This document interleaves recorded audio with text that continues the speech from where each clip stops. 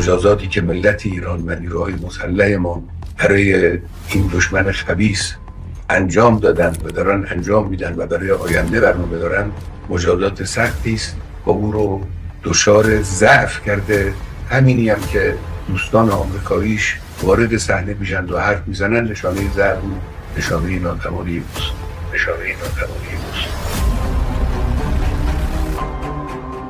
Days after the first barrage of Iranian missiles into the occupied territories, signs of weakness in the Zionist regime have appeared.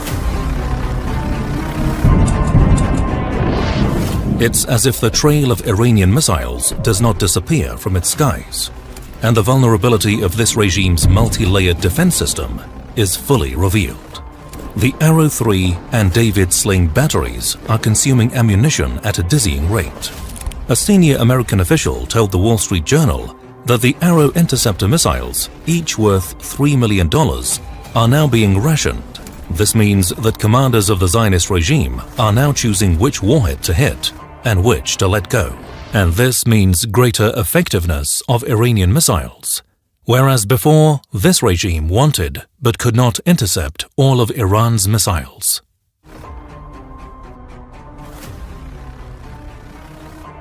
The proof is on your mobile screen.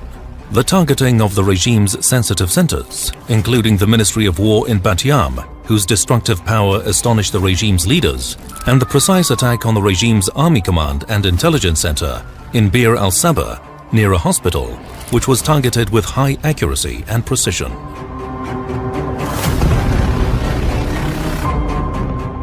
With Ben Gurion Airport closed, thousands of Zionists in Herzliya, Tel Aviv and Haifa are buying $5,000 tickets for sailboats to Cyprus and leaving the occupied territories.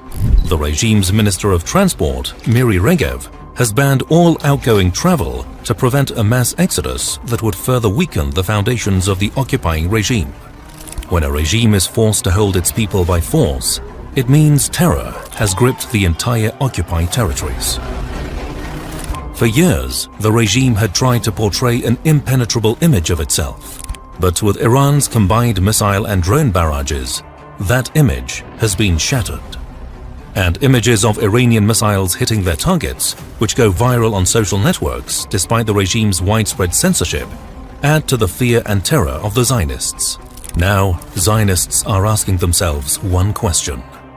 If the defense systems cannot cope with the waves of Iranian attacks at their peak, what will happen when the ammunition drops? Even voices within the Zionist regime are admitting defeat. Former Israeli ambassador to Egypt, Amir Oren, in an interview that went viral on X, stated plainly, "We cannot defeat the Iranians with a military solution alone." These exposed weaknesses have pushed the Zionist regime leaders to urgently pressure the United States to join the conflict. Tel Aviv knows, with its air defense ammunition dwindling, it cannot withstand the barrage of Iranian missiles. This signifies a further weakening of the regime. Now compare this with Tehran. When the Zionist regime's attack shook the live studio of Iran's state news network, a scene in Tehran went viral. Anchor Sahar Imami, amid the live broadcast during the regime's attack, became a symbol of Iranian resistance through her exemplary courage.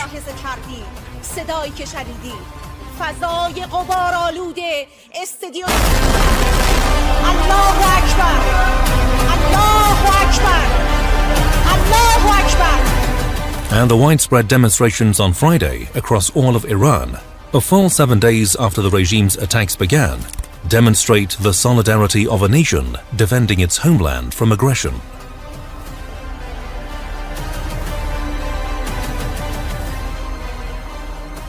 But what about the world?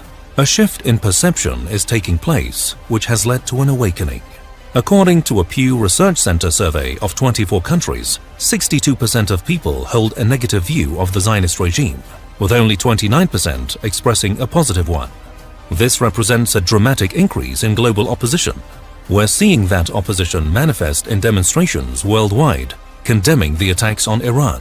These protests, previously held in support of Palestine, now see the Iranian flag flown alongside the Palestinian flag. Now, as the weaknesses of the Zionist regime become undeniable, It faces a terrified populace, that is, the Zionist settlers who no longer believe in the illusion of invincibility, and a global awakening to the failures of the Western media's pro-regime propaganda.